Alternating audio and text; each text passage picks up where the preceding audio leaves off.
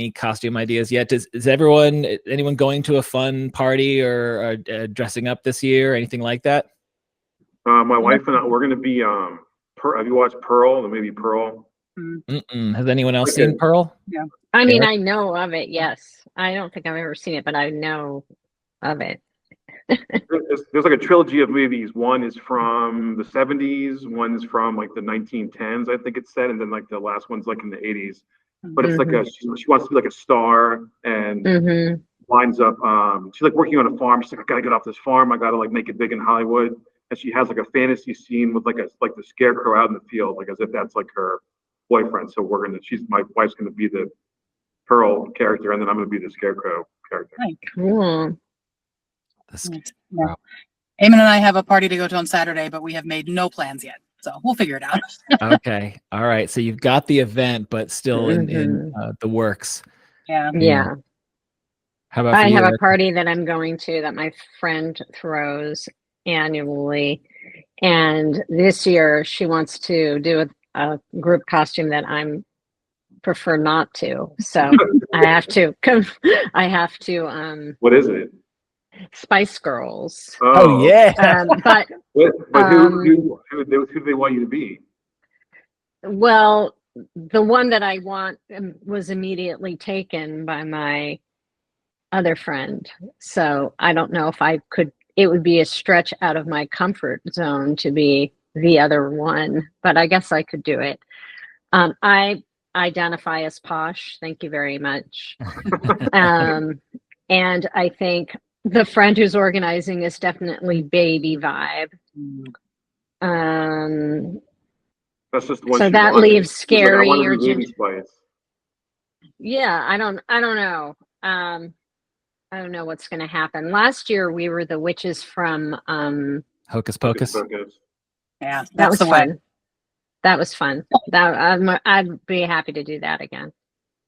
I don't know if I was Sarah from Hocus Pocus in like 1997, maybe like 1995. I don't know if that costume's still going to fit. That'd be a good idea, though. But getting out of your comfort zone. I mean, that's part of the Halloween experience. I feel like. I know. My daughter is doing Kiss, Kill, Marry, and she's going to be Kiss. Is that like from a show, or that's just like the concept? It's just like a meme, right? Like, would you would you kiss someone or kill them or marry them? You know, it's like that's like a version of it. Yeah, exactly. Kiss, Kill, Marry. Yeah, and the friends that she's doing it with, it tracks with their personality. Yeah. Hey, your kids' school, do they still do Halloween parades at the school? I mean, my kids are in high school, so no. But in elementary school, they did. They do? Okay. The last couple of years, they haven't. A lot of schools have stopped. Like they'll do like a fall theme, but they don't do like bring your costume anymore to school. And I can tell you, that's no fun. Yeah. And I can tell you, this was back when I worked at Sligo Creek Elementary. I guess this is like 2007, 2008, like that. Those years, they were, they had a problem with the costume parade because there'd be like a wealth gap of the kids who come and don't have anything to wear and the kids who do. And they were like, which is an understandable thing of like wanting to protect. And so they were just like, we're just not gonna, like I remember they did have it for some year. And then while I worked there for 5 years. And then during those 5 years, there was a shift from like, let's not do that. Which I feel you might be able to get around that if you're just like asking the classroom parents to make donations and saying like, we're all going to like make our own costumes in the classroom. And that way there's like this sense of equal opportunity to make a shitty RoboCop helmet or whatever. Just grab some stuff from the dollar store. From what I understand, a lot of it stems from like, because some of the costumes are like witches and things of like different religions, and like some people aren't cool. They don't celebrate Halloween because of like those kind of things. Right. So like that's why the school stuff. Say that again, Hilary. Oh, I said, God forbid those kids learn about reality. It's too soon. Yeah. There's like some most like in like Montgomery County or like the only area where I work, like 9/10 of the schools I feel like stopped it, but Cashel Elementary they still have the Halloween parade every year. Yeah. Good Yeah. for them. So it's like an independent, like school by school, whether the administration is cool with it or I not. guess so. Yeah, I don't know if it's the PTA has anything to do with it, but it doesn't seem like there's like a blanket like, oh, we're not doing it at all. It's just like a school by school. Mhm.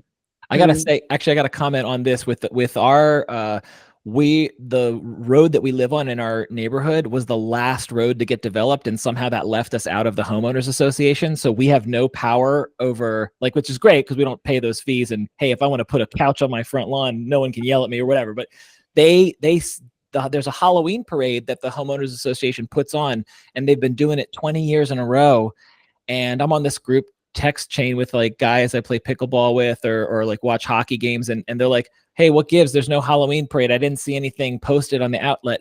And one of the other guys is like, yeah, the board members are old and they're concerned about COVID. And it's like, what? We got a lot of young families in here. Like when we first moved in, there was a moon bounce and there's a whole parade and everything, but they're not doing it, which is super lame. So here, I have a question for you all, just again in costume. So I asked about if anyone had plans and costumes now, but I'm curious, there's two questions. It's like, one is, what's one of the most epic costumes you ever went as, and summing the whole lifetime of your life, this life, what was the craziest or most memorable or most difficult costume? Yeah. Okay. You guys go first. Okay. I was a telephone, like a working cell phone when I was, I don't know, 10 or 11. We used a refrigerator box, remember like old cereal containers, the individual ones that you could like put the milk right in. So those are plastic bottom. So we used those for the numbers and put Christmas lights in with like a switch they would turn on. And we used like a vacuum tube for the thing, but it was like an old, like this was the 90s. So it was like a 90s cell phone. But I wasn't super mobile. I could walk. I couldn't sit down or anything because I was in a box, but it worked. We had a cord. We had a phone ring. I could light up the boxes individually to like, oh, you're pushing the button. Awesome. And that was, my mom was all about that life when I was a kid because she was the creative one. She got to dress us up however she wanted. So that was probably the most work I've ever put into a costume, or the most like the awesome real work, not just like an outfit I put on, but actually like built a costume around it. That was pretty epic. Yeah, like every year I'm like, oh, I'm going to be like something like an object. Like I'll see kids at school and they're like a trash can or like a washing machine. And I'm like, cool, like a thing instead of just like a character or a costume from like a movie or a show. One year I was dating a girl and she wanted to be a tree. She was just like, I really want to be a tree. Can you figure out something to be the counterpart, like the couple's costume? And I was like, all right, what about a chainsaw? So I was the chainsaw. She was the tree. And then like halfway, like we went to some bar and halfway through, we were like, what if we switched? And then I was the tree and she was the chainsaw. And I was like, that makes way more sense because I was like taller than her. So it kind of like the whole time I should have been the tree, but it was just a fun way to do something different. Yeah, I like that. That's cool. I'm drawing blanks at my own question because I don't think I have anything wild or ridiculous. I have pretty like I was a hockey player. Like his answer was is hockey mask and sweatshirt. If you don't have a costume, just get hockey mask and sweatshirt and just be like killer guy.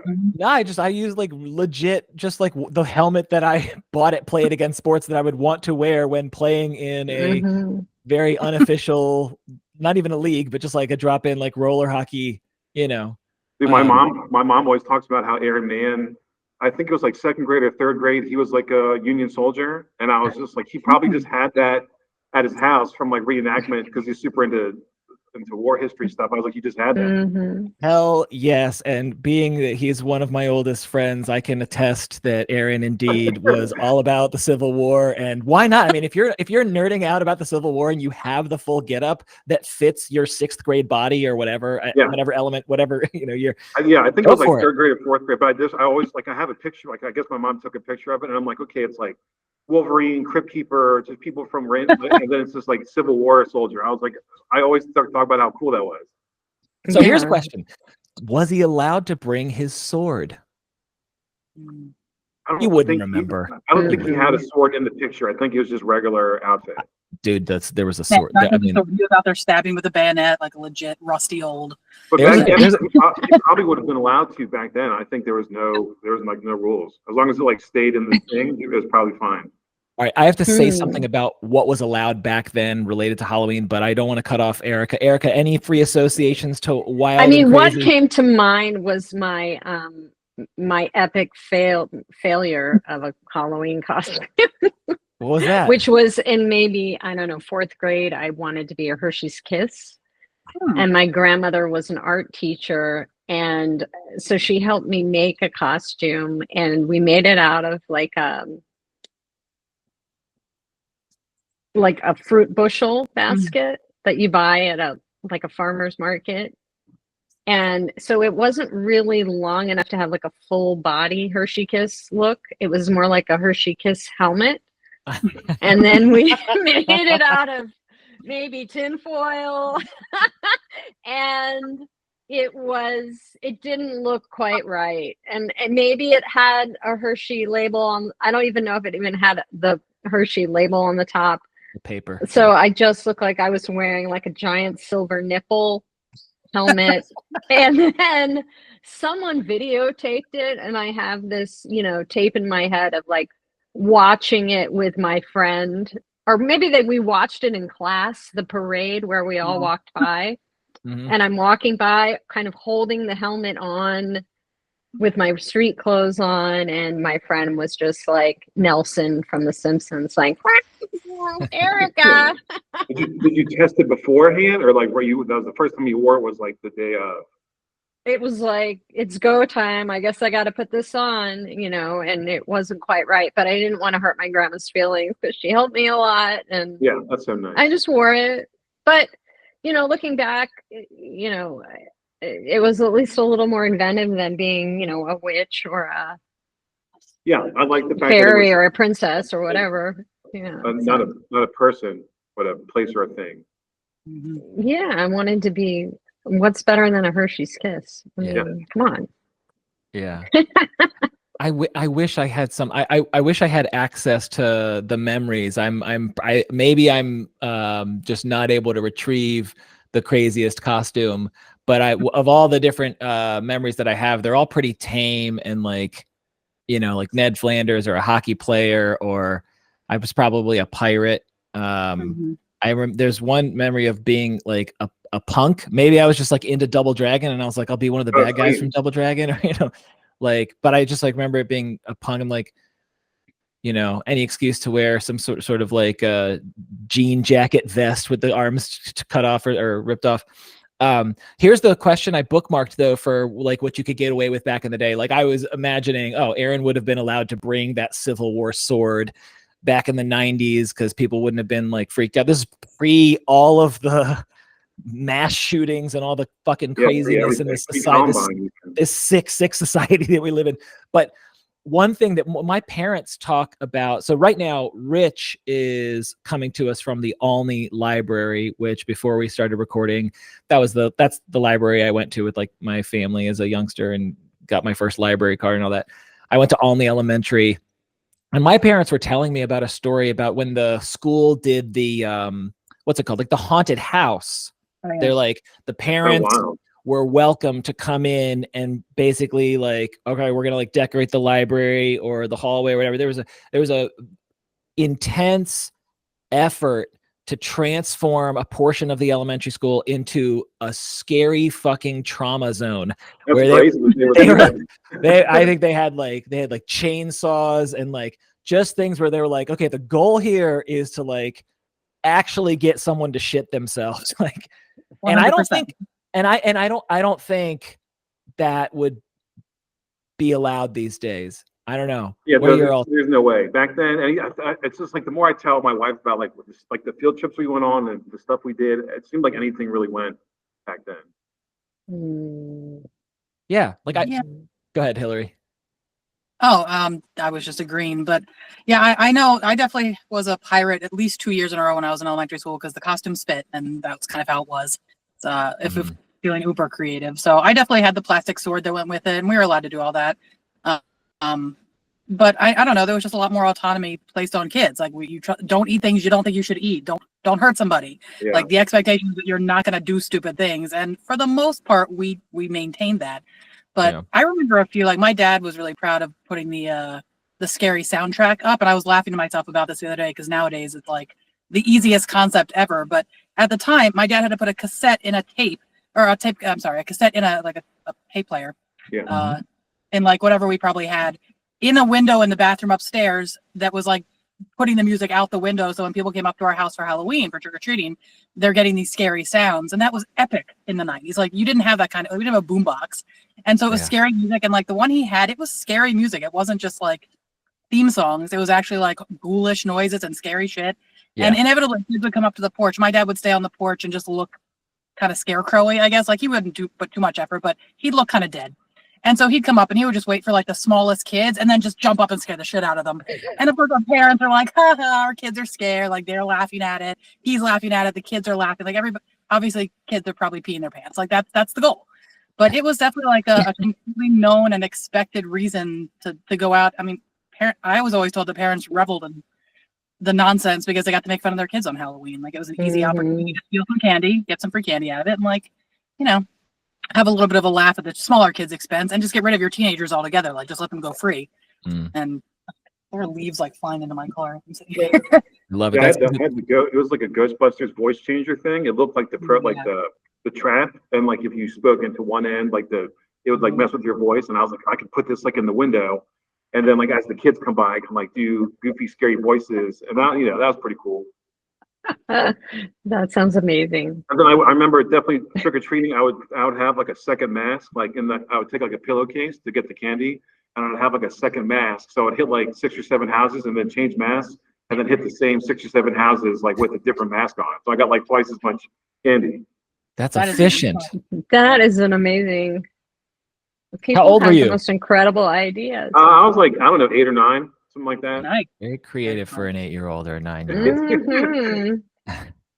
Plus, like once you figure out like pillowcase, you're just like, dude, so durable. Like this is gonna hold candy, all kinds of stuff.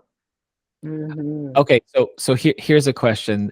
What's and I know there's going to be, obviously this is the 4th time I'm doing the Halloween Spectacular, so I know there's bound to be some redundancy in some of these questions, but you're a fresh panel, and I'm like, what's your opinion on when when kids come up and they ring the doorbell and they say trick or treat, when they're a little 3-year-old, pumpkin or princess, and they're just so fucking cute, there's no controversy. When they're 16, 17, 18, what is the age? What is the cutoff? Do you serve no cutoff? No cutoff. Everybody likes candy. Yeah, everyone is welcome. If they took the effort to get an outfit and come to the door and ask you for it, I think it's like up to them, like on the inside. Like, okay, I'm like 16, 17, maybe I'll stop doing it if they decide to stop. But if they're still doing it, like, I got this candy and somebody needs to take it. Yeah, it's wholesome, like outdoor activities. You're getting your steps in. You're probably not throwing eggs at everybody's houses. So yeah. Okay. Yeah, I don't even care if they have a costume or not, because usually when they're old, they don't even have a costume on. Showing up, you got some candy? Like here, you're still getting out, having fun. What if one single 32-year-old man comes up and says trick or treat, not in a costume? I'm trying to look for the exception where you'd be like, if he's like, oh, my kid is sick. And like no explanation. Just he has to have an outfit. He has a bucket and he's ready. He can't get it. You have to have an outfit at least. Oh my gosh. Okay. This reminds me of what's the like the origins of trick or treating, or like the origins of like modern Halloween, where it was like the teenagers and everybody would like screw around and like egg houses and do all that stuff. And then this one lady I forget what town it is, but she was like, we have to come up with something that's like more positive. And like it took like 4 or 5 years for it to catch on. But she was like, oh, we should do trick or treating, or like we should do like have like a party at the rec center to give kids something to do instead of like go out and egg houses and break windows and like smash people's gardens. Eventually, it's like over the time, one person, a couple people came to the party, and then more people came, and like it's never going to happen like overnight with anything. But eventually, they were able to like get trick or treating and like more wholesome kind of stuff into the zeitgeist. I didn't know that. That's interesting. Yeah, I saw it on Drunk History, and then I actually like looked it up, and I was like, oh, this is like a real story. I don't know if it was like Ohio or just some like Midwest town, and it was yeah, the kids were just like doing real bad stuff, and she said we got to figure out something to to channel all this energy, and that's like where like modern like parties and trick or treating came from. And look how far we've come. Now it's trunk or treat or nothing. Trunk or treat. Okay, for listeners who may have never heard of the expression trunk or treat, what is trunk or treat? Well, gosh, I assume people with kids would know better. But so trunk or treat is no trick or treating. You just meet in a parking lot where people open their vehicles, which are full of candy, and kids go trunk to trunk and get the candy out of them. And I'm sure it's not as insidious and like dark, creepy van as it sounds. And every parent I know loves it. But yeah, it's definitely it's usually during the daytime. Yeah. Oh, really? Oh, that's even worse. I think it's just such a cop out. But it's like your car. Yeah, your car is your house. Everybody knows the parents, so the parents are having a good time, essentially like tailgating almost together while the kids are doing their. So I've heard that that's really what it's more like, but when I see it and hear about it, it just sounds super lame to me. So. That's actually more.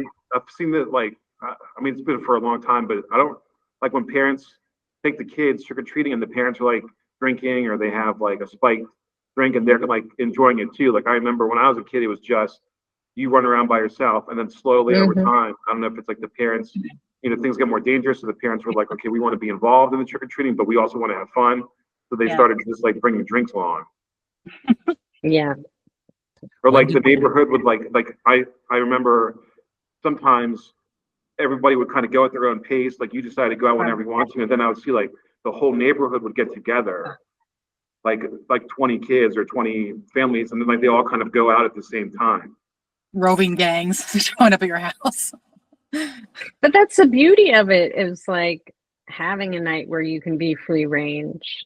It makes me sad that, I mean, certainly the little kids, but 9, 10 years old, why can't you go walk around the neighborhood? I mean, if you live in an okay place. Yeah, not all neighborhoods are the same, obviously, but I think I remember, I don't know where I heard this, but there was, I don't know, the like satanic panic or the shift from broadcast to cable news. There's like access to information and selection bias and just being like, look at all these scary things. Yeah, information basically in your face all the time.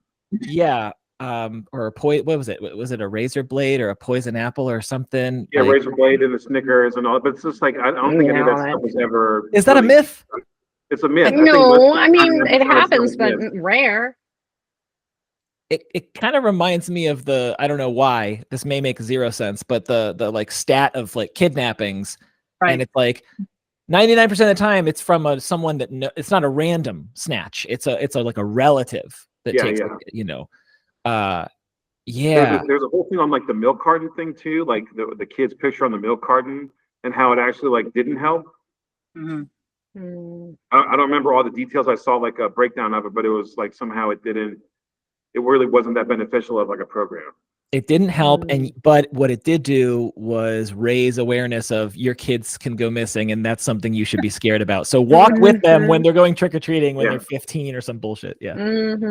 Yeah. And of course, technically the zip code that I'm broadcasting this from is Silver Spring, which had the whatever news story how many years ago where the kids were just like walking home from school, and they were young. I think they were elementary school age. The free range kids. And someone called Child Protective Services, the kids walking home from school by themselves. They were a mile away from home. Yeah.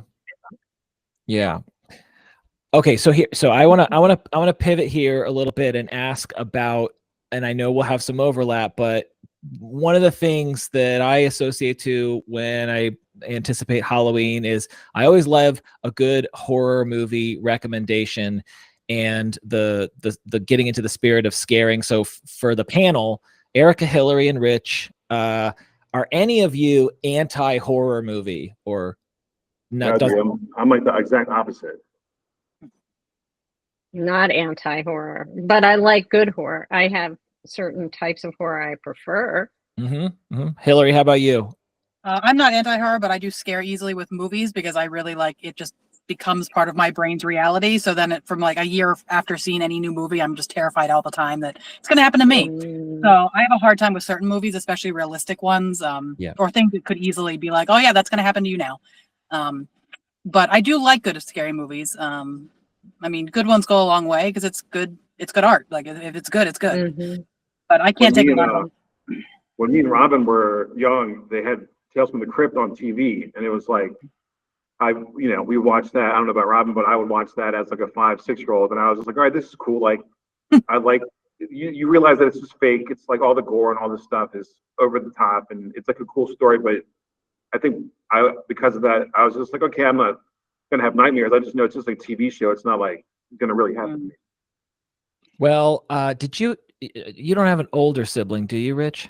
Yeah, just me. Yeah. So I had my older brother is 4 years older than me, which plays into the what's getting put on for Ryan and Robin probably is not appropriate for Robin to watch. Oh yeah. And so yeah, I did watch Tales from the Crypt, but I might have watched it younger. I don't know.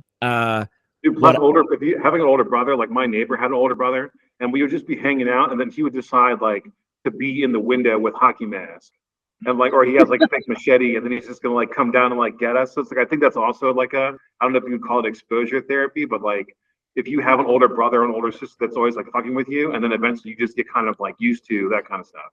No, you wouldn't call that exposure therapy. You would call that trauma. What you would call what I would name as exposure therapy, and I don't know if I've talked about this on the podcast before, was the movie. This is not a horror movie, by the way. John Lithgow, Harry and the Hendersons. Oh yeah, the Bigfoot movie, which was so funny because my wife and I were watching like Poirot, this like detective, and I was like, that's the guy from Harry and the Hendersons, whatever the actor's name is. I was like, I can't believe it. Mind blown. Anyway, my Uncle Chuck, my mom's brother, I guess I watched Harry and the Hendersons and I was scared. I was shaking. I was so scared of that Bigfoot.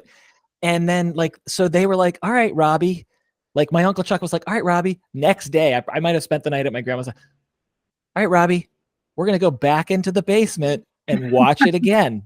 That's exposure therapy, to be like, we're going to go ahead and give you the opportunity for your nervous system to reorganize and learn that you're actually safe. It's kind of like people do this. People have the compulsion to repeat. They have some really scary experience and they run away from it. And they're like, I can't live with myself. They go back years later and try and Yeah. They're like, I can't live with myself having run away. I've got to confront my fears. And then they go confront them and then symptoms melt away. Were you friends with Tom Gilbert in did you know Tom Gilbert in second grade, third grade?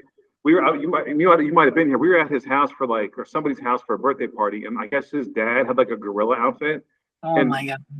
He somehow had like you could get from the upstairs to the downstairs. Like there's like a secret little staircase, or you could maybe the basement to the upstairs really fast. There's some kind of hidden doorway, and he put on the gorilla outfit and just jumped in and got all of us. But it was we were scared, but it was also funny at the same time. There's not going to be a gorilla in the house. We knew it was just somebody in the house, but it's still just a funny thing for his dad to do. Yeah. So and again, I'm half joking when I say trauma, right? Because most of the time you're shocked, you're scared, and you're like, and you just shake it off, literally, and it doesn't stay stuck. But there are some things, and I'm gonna pivot back to the movie question. Oh yeah. There are some things that we're exposed to as little kids.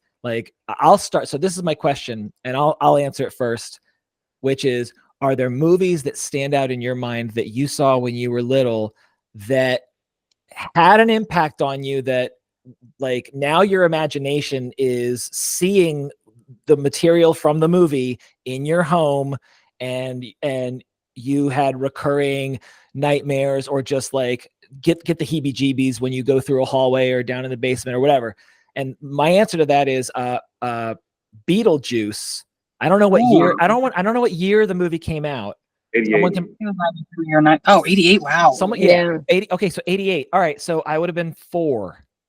Okay, so the exorcism scene where Alec Baldwin and Gina Davis are in their bridegroom wedding, costumes. They get old. Costumes, wrong word. Yeah. So they're being exorcised. So Gina Davis, for whatever reason, when it pans back to her, God bless, Tim Burton. She has like a reptile face. She's green and wrinkly. And the Gina Davis green wrinkly bride was like, I was like, I mean, you'd think like Freddy Krueger. It's like, it was so Freddy Krueger was there, but so there's two that stand, well, three that stand out. I also watched The Shining when I was very little. Again, very inappropriate. Okay. Yeah. So yeah, we all watched that shit when we were young, dude. Oh my God. All right. So Gina Davis, Freddy Krueger. I think the Gina Davis thing is because it's like that's like a sad part of the movie. Like the rest of the movie, there's a lot of jokes and goofy stuff is happening. But when they're being exercised, it's like sad because all they want to do is be happy and like co-live with the family, and like they're having this thing done to them, and they're going from like young happy couple to like old, getting all her face is all whatever. It's almost like it's a heartbreaking part of the movie where it's like, oh, like that's the only part of the movie where you actually feel bad because like when Lydia's parents are getting stuff happen to them, they're kind of dicks. But like Gina Davis, she's not doing anything wrong. So when something's happening to her, you're like, oh, you feel bad about it. Yeah. So anyway, so I opened that question to you all, and again, as much or as little as you want to associate to or share. This isn't from. I didn't see this when I was a little kid, but I saw this like within like the last 5 years. It's either called When a Stranger Calls or like The Babysitter, and it's about like, oh, the guy, he's like in the house. That kind of, it's like a movie based on that, kind of like the babysitter's watching the kids, and then the phone call comes from it's actually coming from like within the house. Carol, isn't that Scream? Huh? Wasn't that Scream? Didn't that happen in the movie Scream? It's from like 1979 or 1980. It's like Carol Kane is the babysitter, and there's like the opening 20 minutes is like this kind of a situation, and then like the guy, spoilers for this 40-year-old movie, the guy gets arrested, and then eventually he like breaks out of prison, and then he like goes after other people. But there's a part in the movie where like he's trying the doorknob to like get into the house, and I just remember being really freaked out by him trying the doorknob because I was like, there was nothing goofy or silly, or there wasn't a bunch of gore. It was just like something that could really happen, like somebody's trying to get into your house, and just seeing the doorknob like shaking really, really fast. I was just like, ooh, that's like too real. It's too like somebody trying to get in your house that's a totally normal thing it's not a normal thing that could happen, but it's like you're not going to get Beetlejuice isn't going to come in your house. A freaking Scream guy's not going to come in your house, but just like some dude trying the doorknob out of nowhere, it was kind of like I didn't sleep good that night. Yeah. What's the name of the movie? It's either called The Babysitter or When a Stranger Calls. It's like Carol Kane is the lead actress in it. I can't remember, but it's based on like the babysitter myth. Yeah. Now I'm just remembering all these terrifying things I saw. But stuff that hits. It's like a reading, like things that like parents warn you about. That kind of stuff is the stuff that really that hits home. Well, and how old are we talking when you saw it or were like scared? This was like 5 years ago. This is like I was like in my 30s when I saw this movie. Okay. So that's a key difference, because when you were saying this is something that could really happen, totally fair enough. And I would contrast that to the little kid consciousness that is like reality does not matter, right? It's like it does not matter. Like this thing will get me. Doesn't matter if it's like, oh, you see it in the grocery store and it really exists. No, like little kids' imagination. So that makes sense when you say because you don't have as much life experience, but then as an older person, you're like, okay, I've never been gotten. Beetlejuice never got me. The freaking Killer Tomato never got me. But it's like the guy, the weird guy like in the hallway. That's the guy that might wind up getting me. Yeah. Hilary or Erika, what does anything come to mind in terms of scary movies that really had an impact on your psyche? Yeah. You want to go first, Hilary? No, you go, please. Well, a couple came to mind, a couple that I saw as a child. The one that frightened me the most was one I actually saw as a young adult. And I don't even know if I want to tell that story, but there used to be, when I was growing up, I'm a little bit older than everyone, there were 3 channels in Washington, Channel 5. I mean, it was like Channel 5, Channel 20, and maybe channel 11 from Baltimore that would be blurry. And so they would have horror movies on around Halloween on channel 5. And and I was like a latchkey kid, so I'd be home alone and it would get dark. And I watched this scary movie called Bad Ronald, and it was like from the 70s. And it was about a kid who he's like a delinquent. He attacks his family, and maybe he's like, in trouble for, attacking his family. So he runs away to the neighbor's house, and he figures out how to live behind a wall in the neighbor's house. And he lives behind the wall in the neighbor's house for like 2 or 3 years and drills holes to peek out at all the people in the house. And he's just like this terrifying, creepy guy, hiding in the wall, just spying on this family. And then, I think at some point, like the daughter discovers, him watching her in the shower or whatever. And he bursts out, and then everybody's just like terrified when they figure out this guy's, they thought he was missing, but really he'd just been living across the street in the neighbor's wall for That's wild. 3 That's years. Like it was so terrifying, because it just like, even thinking about like what it would be like to be him, like imagine you're just like hiding behind a wall, and like he would have to sneak out to get food. Yeah, and then and then like maybe a few years ago, I like wandered into this subreddit, which I wish I hadn't. And it was like true stories about like crazy things. And it was full of stories like that, of like, I was in a hotel room and I heard a noise and I opened the closet and there was a family living in there, or right. Like someone was there was a sound in my basement and I figured out there was someone living there, for years on end. And like that, that but it's like terrified it's not beyond the realm of like possibility. Like exactly. It's like this actually, there was like this visceral sense of like people probably do this. And it was just the way it was shot, the whole thing was terrifying.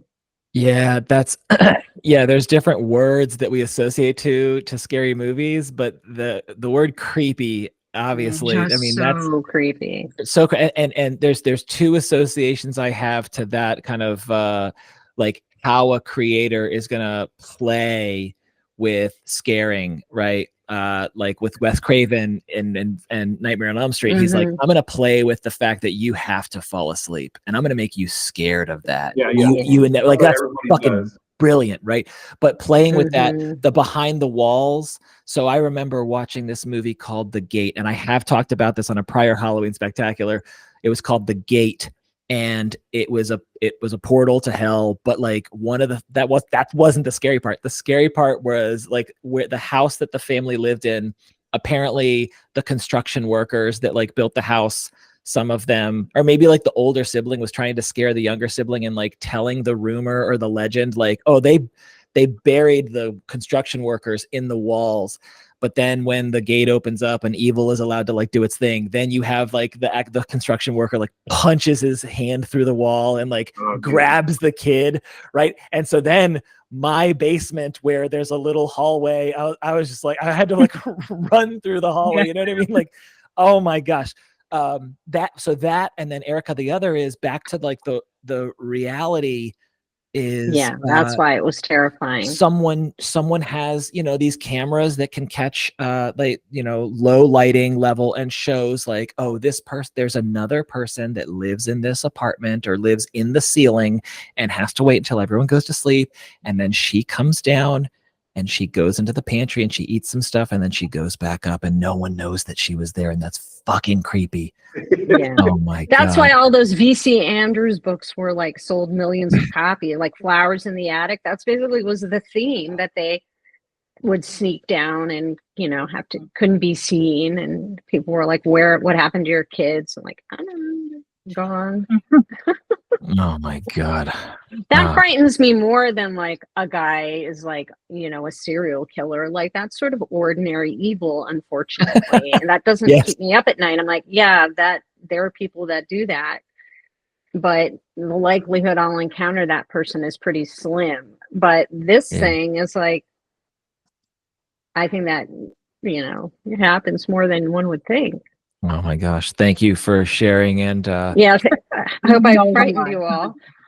yes. All right, Hilary, you're up again, as much or as little as you want to share. So I have 3, but I didn't actually see one of them. It was the theme of one that used to get me. So the first one is more funny, but it was the one that was the scariest and most impactful for me. So Labyrinth. I saw Labyrinth when I was 3. I don't know why. I remember seeing it on TV and I just watched it, but I didn't know what it was. I was 3. And so years later, I had like nightmares. I remember like the image at the time was not him, but it was a David Bowie character who was very scary to me. And so I remember years later when I was maybe like 8 or 9, I saw it on TV and was like, that's the movie. That's the movie that's been ruining my life. Like, I didn't know what it was. I just knew how scared I was of it. And so years later, I saw it and I like saw the cod piece and I was like, that's it. That's the guy. Like, that's the whole thing. So I love Labyrinth. It's one of my favorite movies. As a kid, it definitely was, I think, fantastical enough that it wasn't a child's movie, even though it was thematically a children's movie. I guess. But that really had an impact on me for a long time and definitely like shaped the way I probably felt about a bunch of things.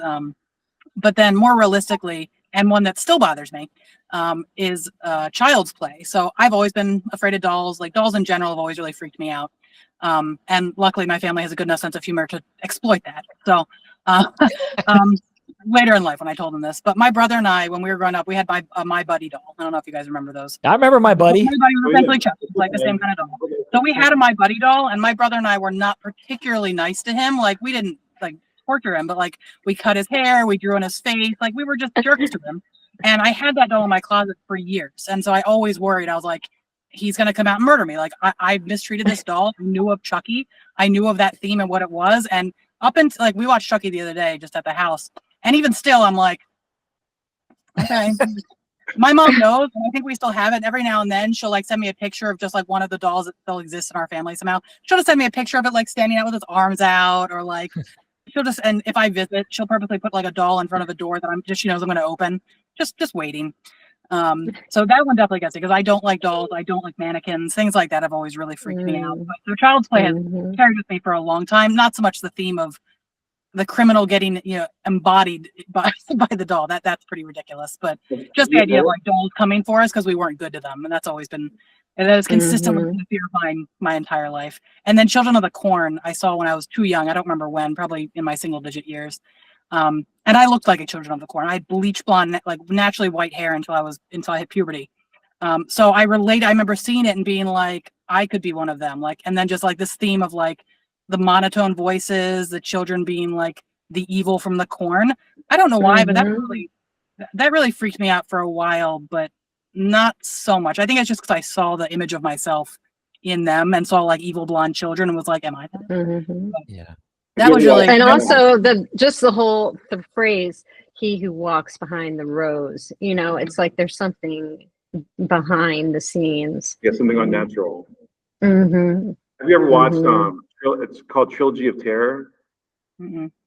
And there's it's like 3 short scary stories, but there's the same actress is like she plays 3 different characters. But there's one story that's like the most famous one, and it's like she gets like a little doll. It's almost like a tiki doll. Like a tiki doll, and the doll comes to life and tries to like attack her like in the house, and it has like the kitchen knife, and it's like really little, and it's like running really fast, and she's like doing everything she can to like stop the doll. And then this goes on for like 15-20 minutes, and then eventually she traps the doll in the oven. She's like, I'm gonna burn the doll. And spoilers for anybody who's never seen it, she opens the oven and like the doll is smoke, and then the smoke goes into her, and then she becomes like the spirit of the doll. These darn spirits, they're so crafty. I love that. Oh man. Yeah. I do want to ask you all about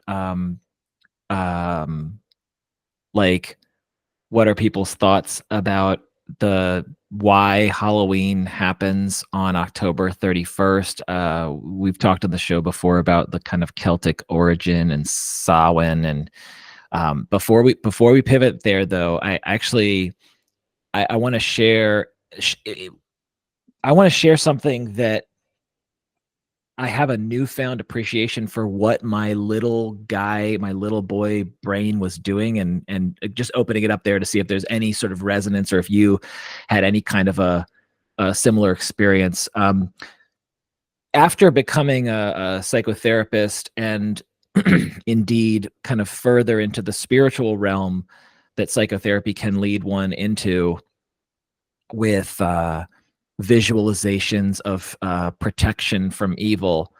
There's this very old technique where you imagine, there's different ways to do it, but essentially you're imagining being protected above, below, left, right, front, back, 360. Sometimes it's a bubble of light or a ball of light, but there's this way that there's an invisible force field around you that nothing evil, nothing that could ever possibly hurt you can penetrate.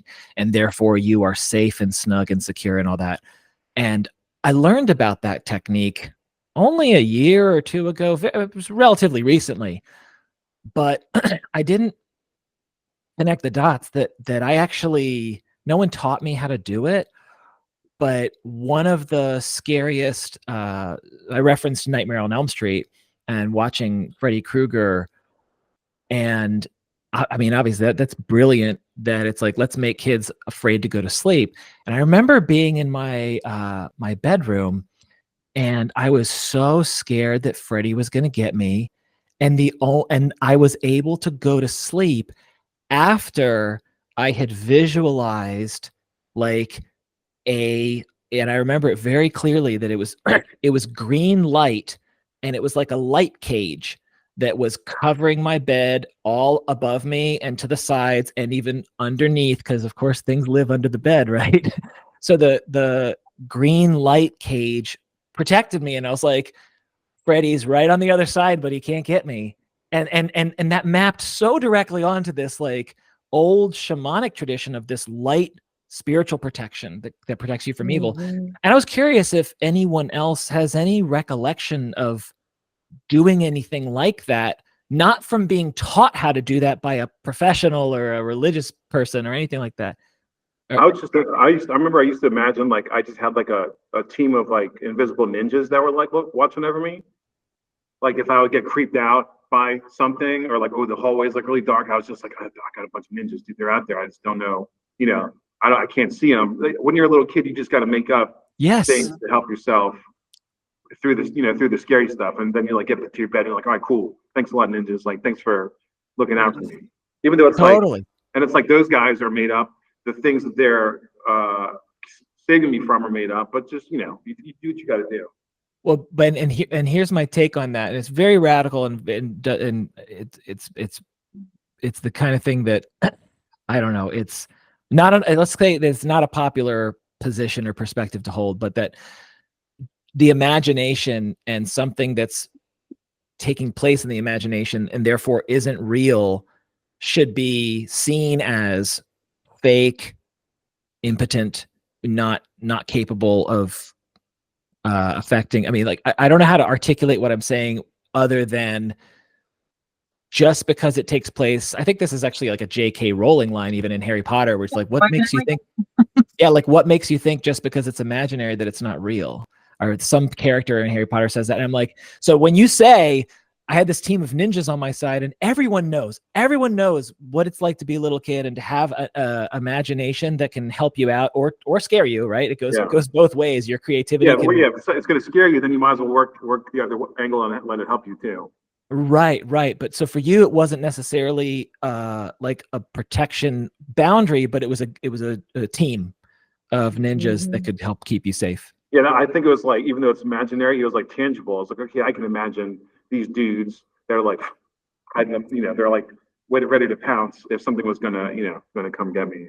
And to your point, Rich, it's like the thing that's gonna come get you, whether you know it or not, it's coming from your imagination. So why not having the opposite, benevolent? So malevolent forces are going to get you in the imaginal realm. Why not the good guys being in that same imaginal realm? Kind of pushing back. Well, it's just like a way to overcome. Like it's as a little kid, it's hard to not get scared by stuff, but you can like identify like, okay, I'm whatever's scaring me, or this is like an irrational fear, so I can't get over the unknown of like the dark hallway, but I can be like, oh, but there's something there might be something that can help you from that. Dude, I love that. Any post hoc, like post game analysis of like, did these ninjas come from Ninja Turtles or any? It was just like, just regular, just ninjas. I was just like, ninjas look like they could freaking take care of business. They got swords. They're, you know. They definitely take care of business in the dark for sure. I got. Have I ever told you the real crazy like possession story? I never told you about that before. No, I don't think so. Because it's like it makes me think of like the thing you were talking about with the like the light that's like protecting you. This was like many years ago. I was the girl I was living with at the time. We woke up in the middle of the night and I could hear her voice and like a deep a voice I didn't recognize coming from the hallway, and it sounded like it was trying to like do something to her or take her somewhere. But I thought she was in the hallway from like where the voice was coming from. So I was like, I got to wake up and I got to go kick some ass. I got to go do something. But then I realized she was still in the bed next to me. And so I was like, but her voice is coming from the hallway. So I was just like, what the hell? What's going on? So I woke her up and she was like, oh my God. She was like, thank you for waking me up. She was like, I was dreaming or like in the dream that she was like being possessed. And that they were like closing the door on her in the dream. And like right before the door, like when the door closed was when the possession was going to take hold. And she was like, you woke me up like right before it all went down. And I was like, that was a little bit too crazy for me. So I went down to DC and I went to like an Asian store. And I asked the guy that worked there, I was like, dude, we had this really weird experience. Do you have any recommendations? Is there anything? And he gave me this it's like a mirror, it was like a more or less like a protection amulet. And it was like a mirror. And he was like, you put this in your bedroom or whatever room where the stuff happened with like the mirror side facing you. It's almost like a dream catcher, but like maybe the Asian version of the dream catcher. And he was like, put this in your room and this will like protect you from any kind of like bad spirits. And I was like, cool. And I did. And like that kind of situation seems like a once in a lifetime kind of thing. But after I put the thing up in our room, it didn't happen again.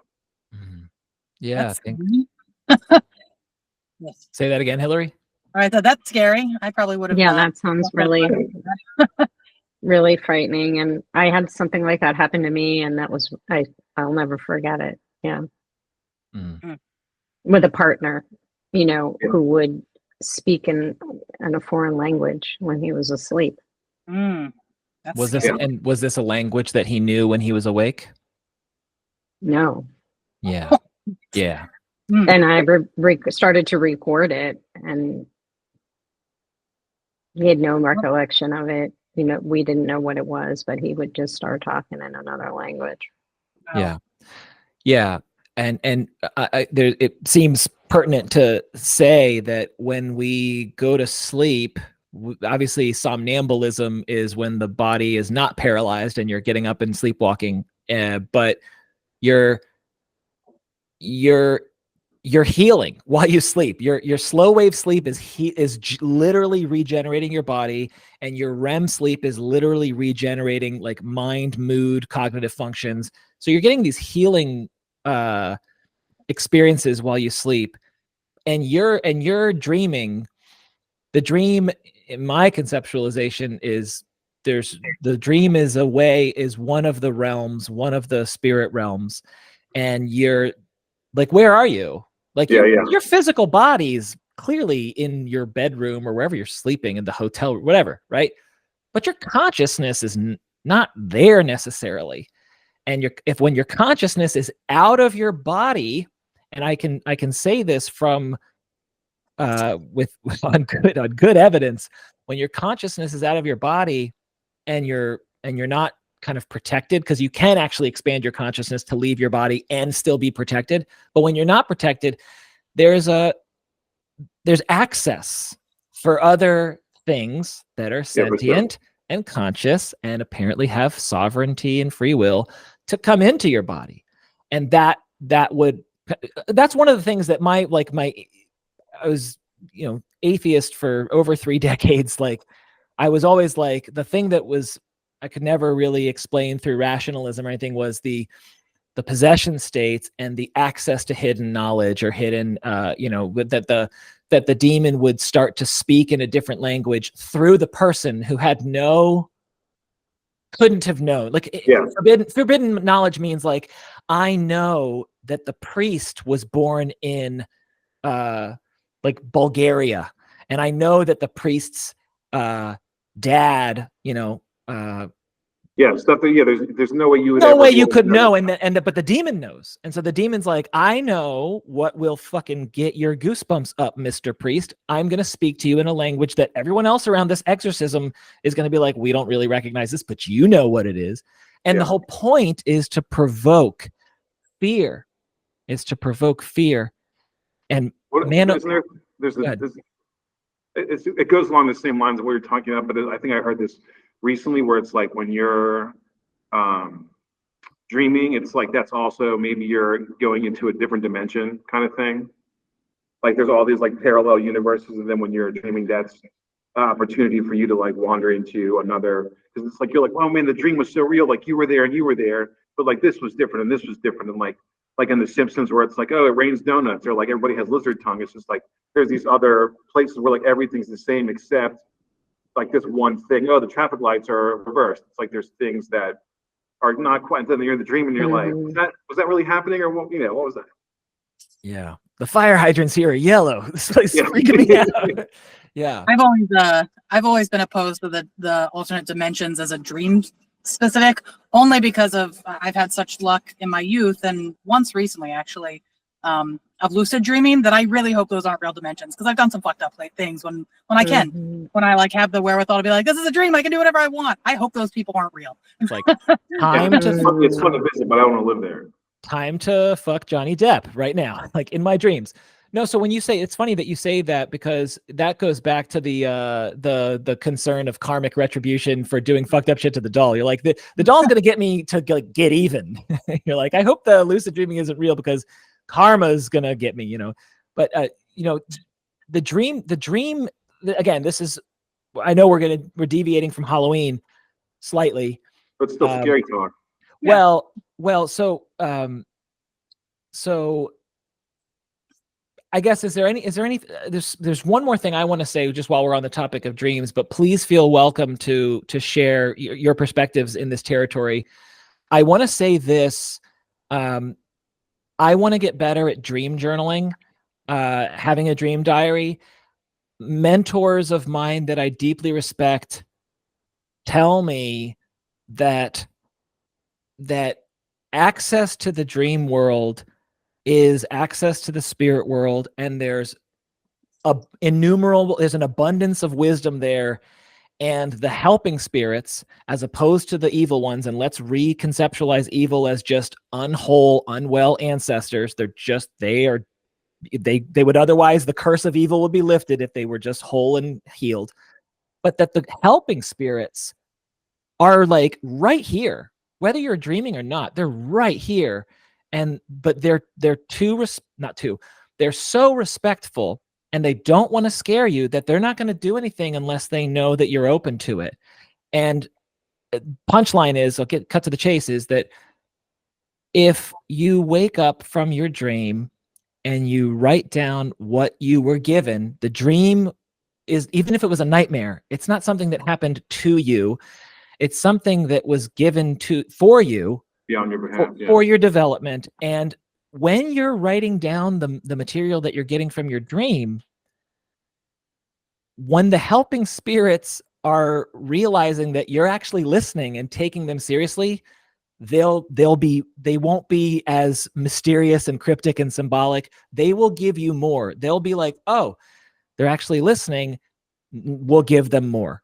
And dude, have you ever watched there's a show, it's called Celebrity Ghost Stories, and it was basically what the title is. It's like celebrities talking ghost stories.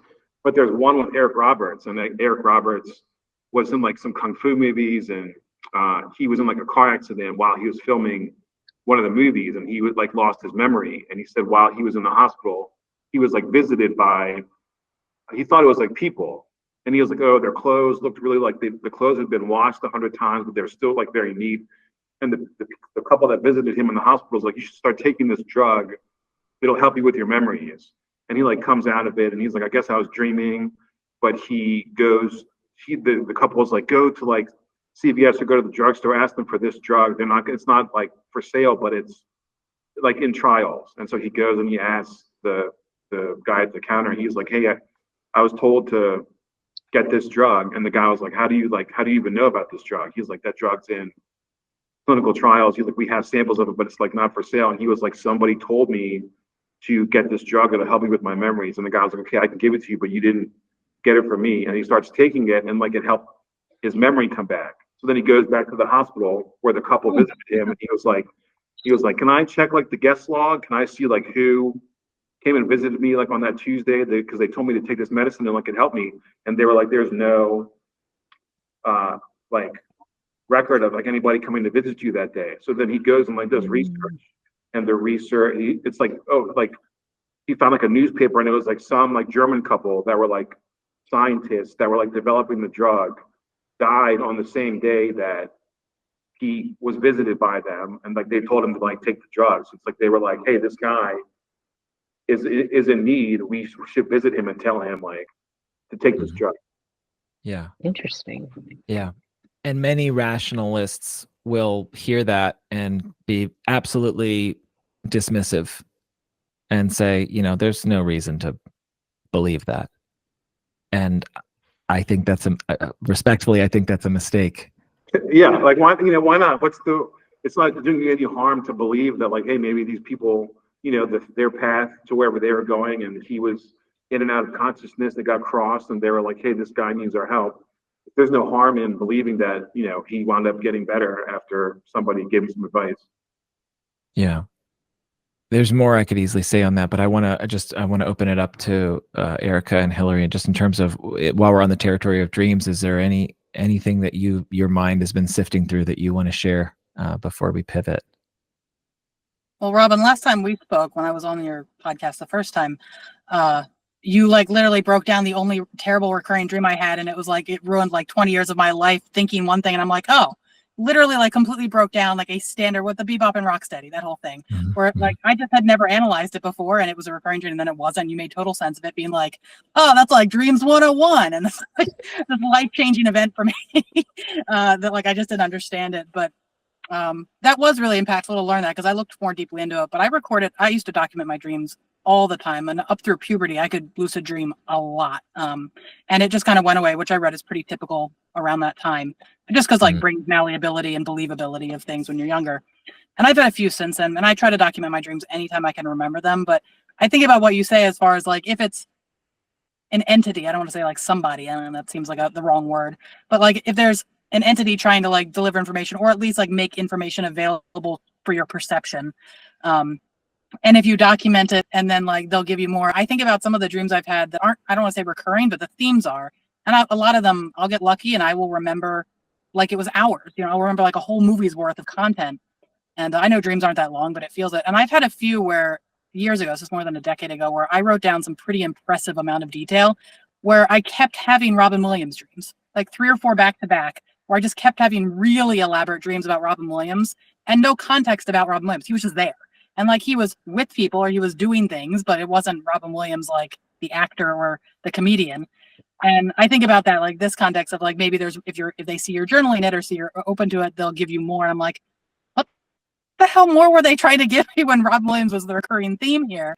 But all the dreams were different and he was comforting in them. I remember that. But it's funny to think about that, because now I'm going to have to go back, and I've kept years worth of dream journals to go back through and read. But now I'm going to have to go back with a new perspective, and maybe look at those and see if there's a different theme that recurred around the time. I don't know. I had other like daily journals, non-dream journals that I'm sure would inform maybe what was going on. But I don't remember my dreams much anymore. I don't sleep well these days. But when I did, I've often had really elaborate ones, and I try to analyze them as best I can. But I do like the idea that if there's some message coming through, that it's not just your brain recapping information as best it can, like from the preceding day, but that it's more, there's some delivery method being used in a dream state that isn't just your brain fixing itself.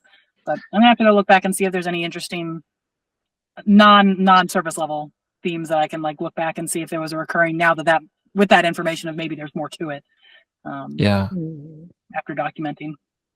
And this is all before Robin Williams died. So all these dreams were when he was still alive. Things to think about. Yeah. Erika, what's on your mind? Um, it's interesting. I was meeting with a client today, and something he said triggered a memory of like a recurring nightmare that I've had. And as you were talking, I was thinking back about fever dreams and how I had recurring fever dreams as a child.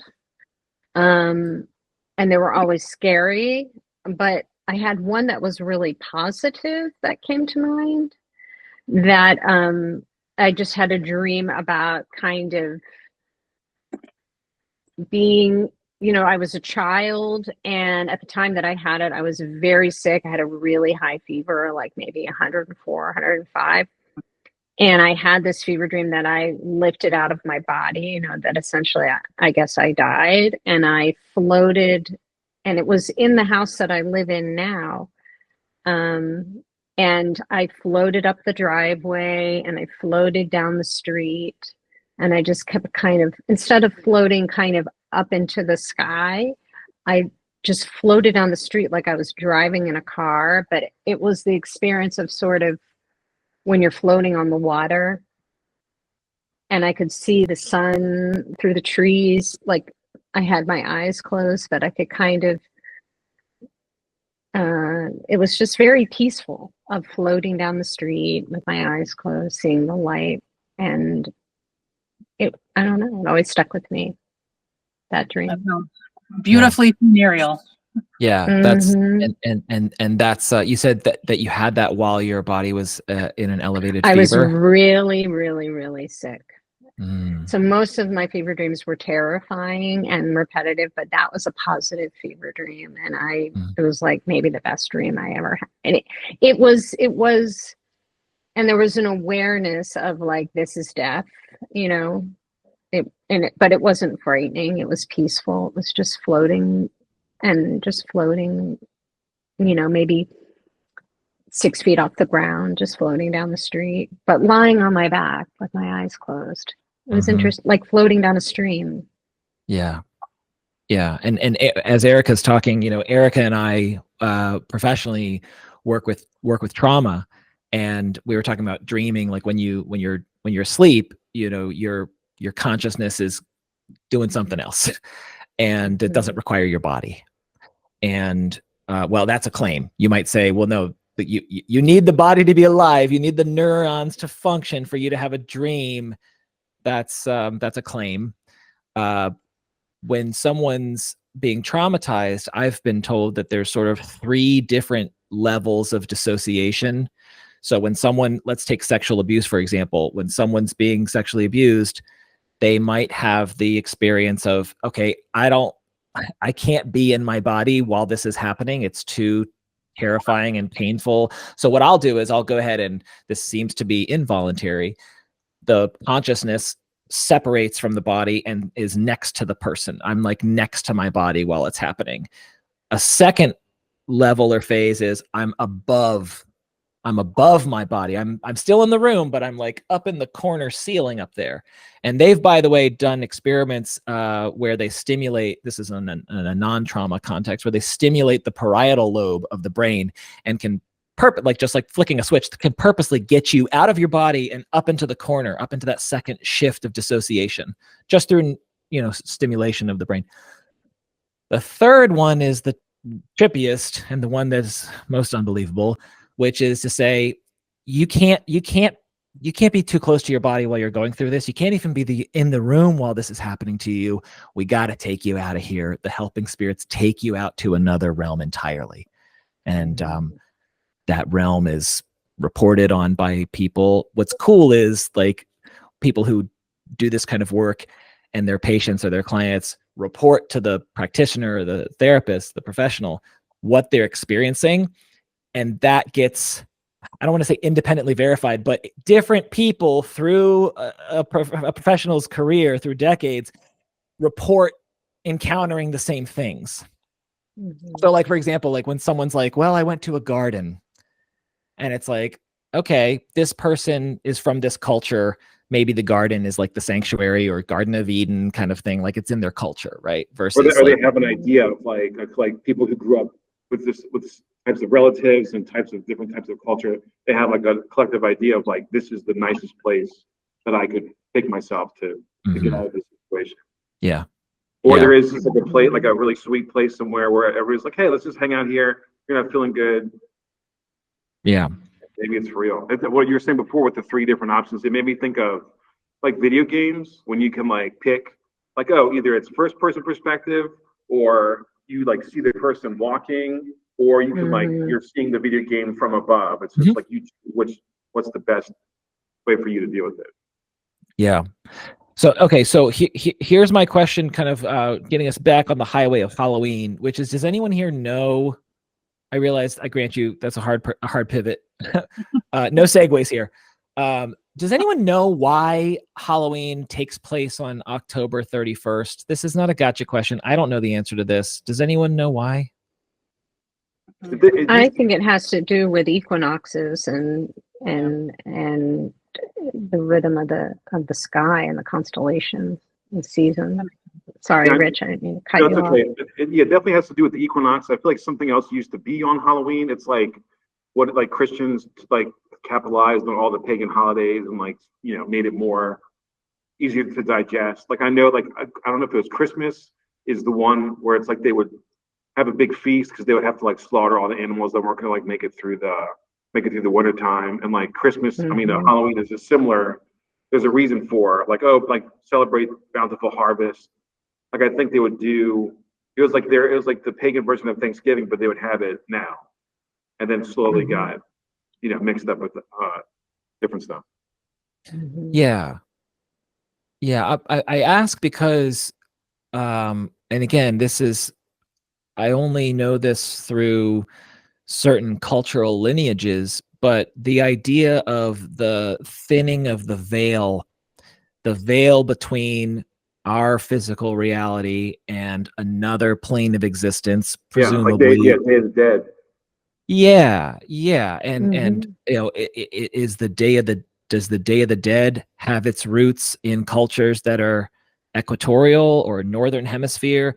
I guess because I'm kind of wondering if Dias de la Muerte, or whatever the phrase is, with it. They have their version, but then I guess like the Celts or like Celtic culture has their own kind of thing.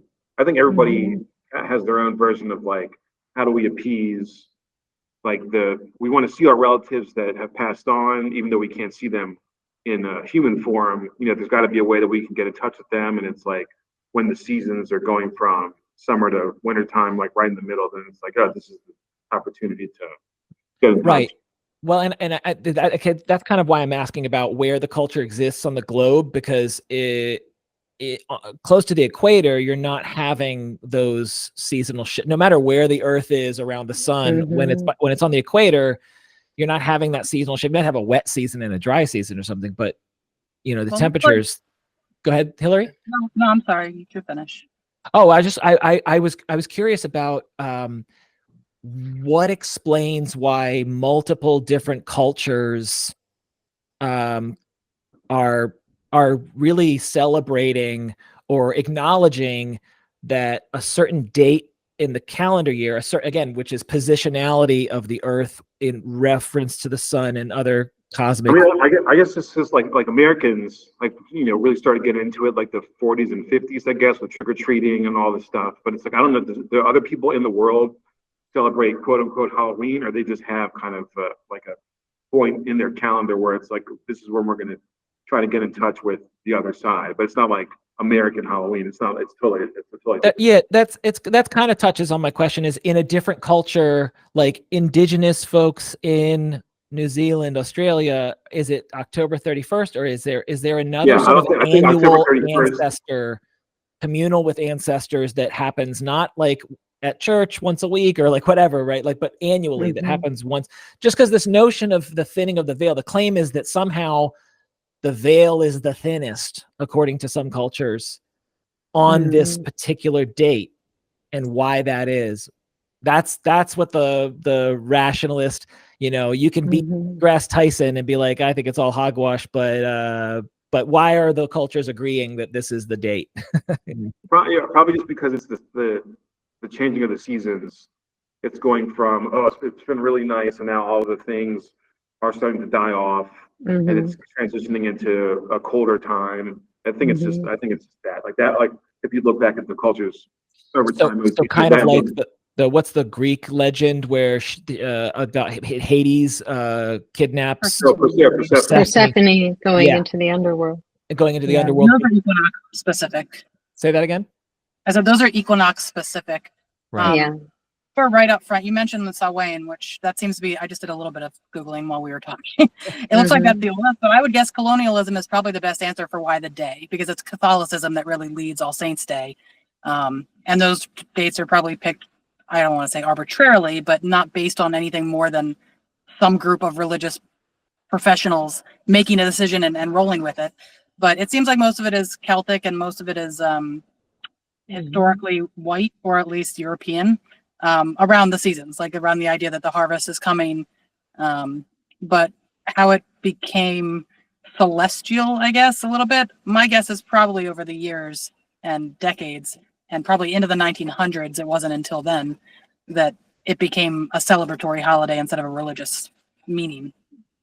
Yeah. But it doesn't look like it's celebrated in like everywhere. Not everywhere does Halloween. Well, not by the name of Halloween, but that's what I'm sort of saying is what are, and again, it's maybe this is a curiosity that I want to look more into, is just what do many cultures have an annual, like not worship, like not ancestor worship, but an annual, this is where we expect to be able to talk with. Sorry, there's a bee in my car. I'll be right back. All good. It's a nice warm day here in the Mid-Atlantic, and the bees are out and about.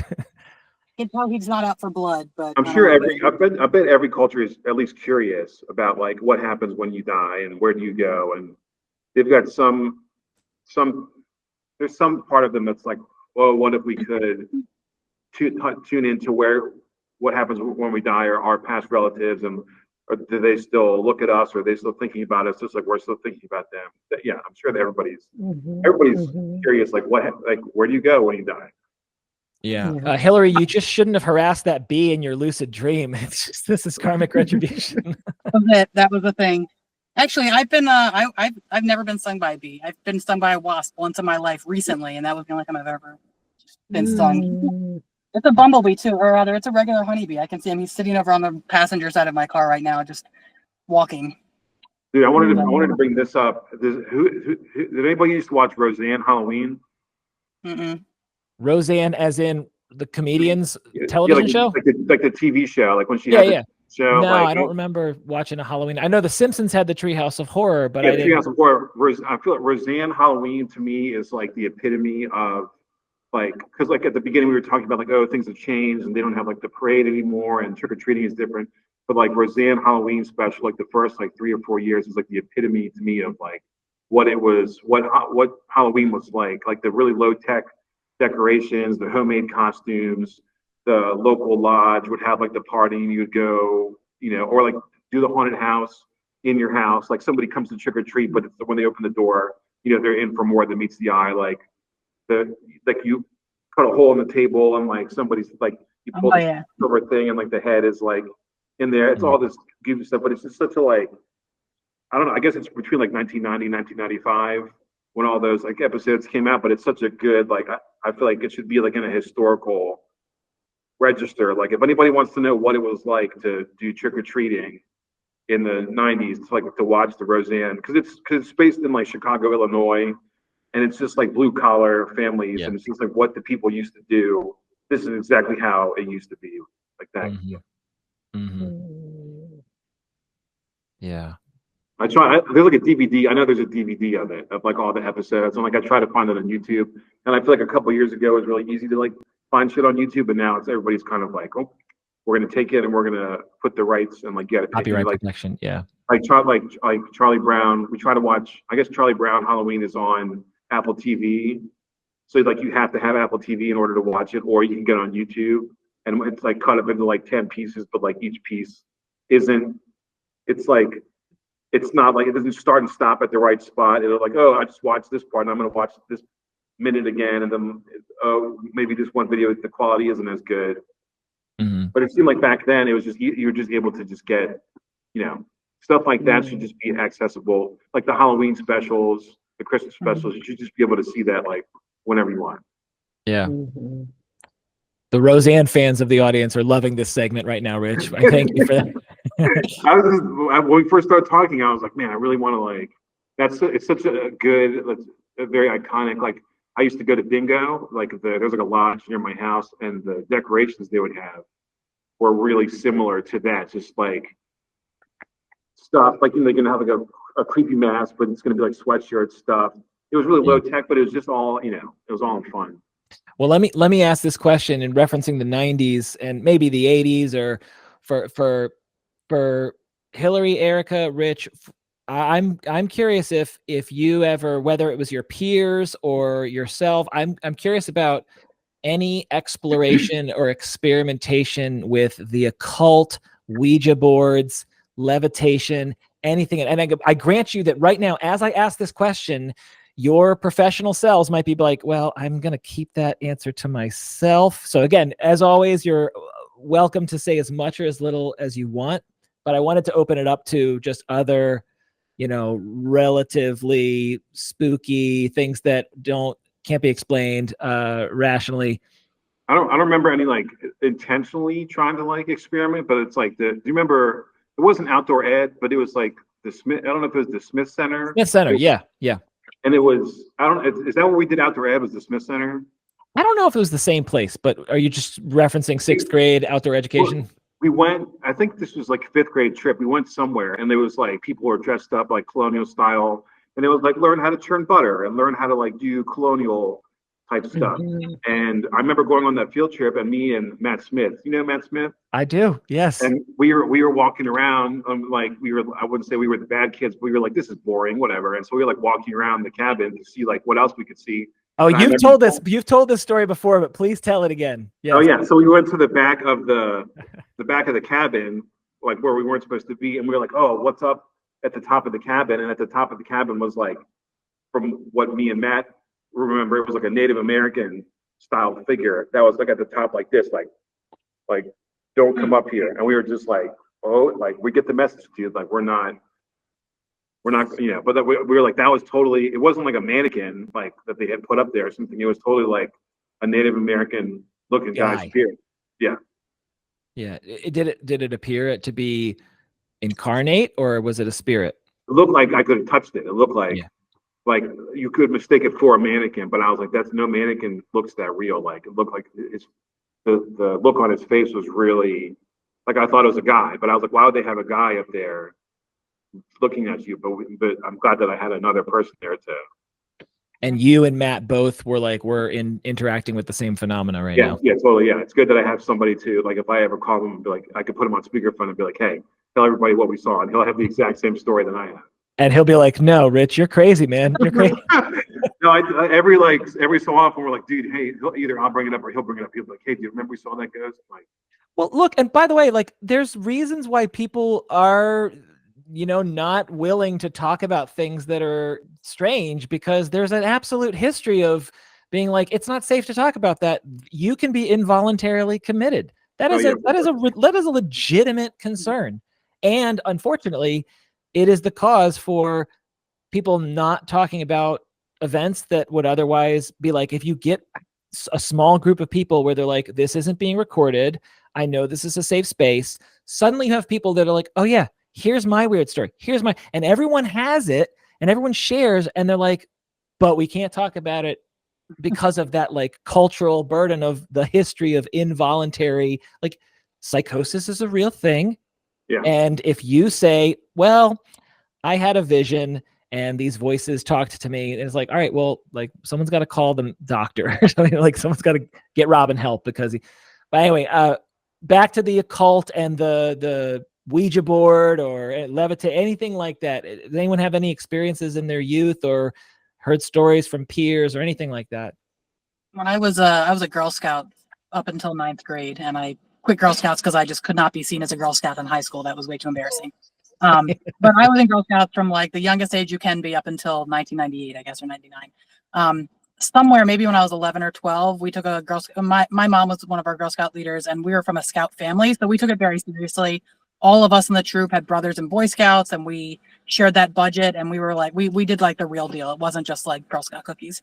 So we did real trips. We participated in like the actual Girl Scouts of America traditions and things like that. And they have a lot of stuff going on. So we went to one annual, I don't know what they call them, but some annual event where it was a competitive event between Girl Scout troops for different outdoor activities and things like that. But we rented a house near the campsite or the big venue where we were going. And we just stayed in this huge house with like our troop and the adults that were part of the troop. And we decided, and I can't explain any of the context here, we decided to start a coven, as one does, as a group of girls, naturally. So somebody had a book on it. So we all got together and like we're sitting upstairs in this house. All the parents are downstairs doing something, like getting dinner ready or something. And we're all upstairs trying to figure out from this book how to like call the four corners and like do this stuff. And they needed, I don't know, I got roped into it. I wasn't part of the original group that was playing around. And so they brought me over. They're like, oh, does somebody in the group have something purple? We need something purple for this thing we're doing. And I was the only one that had something purple, which is no surprise. I always have purple. So I gave them, I had a watch, and my watch was purple and it was waterproof, and they had like a bowl that they were like chanting into. And so I put the purple thing in, and they're like, now we can like give it our wishes or our commands. And I said something to the effect of like, you know, I really hope we get something better than like the dinner that's planned, because like we knew it was going to be like scout food. We knew it was just going to be like our usual tack. And I made a kind of an offhand comment of like, well, I really hope we get something better for dinner or something to that effect. And no, like I'm talking like minutes later, the scout leader comes up to the room, tells us all like, hey guys, something wrong with the food. We're going to have to order out. And like everybody's like, you're a witch. The whole thing, and nobody thought it was like legit. And then after that, I carried on that. I don't know what it was, whether it was accolades or respect or fear or whatever. But people saw me a little bit differently after that, and like they pulled on that for years. Of those people, when I'd see them, they'd be like, "We can't explain." Like I'm sure it does feel more coincidental looking back on it, but just that silly thing. Like we were. I don't know where it came from. We never did anything else like that during our Girl Scout stuff, but we were all just a little bit older. I think we were all between like 10 and 13. And so there was this interest in, I think we all had like crystals and just like very trendy stuff at the time. So maybe that's what was spurring that. But I just remember being like, I'm the witch, the highest coven witch, because I deemed the dinner would be changed, and dinner was changed.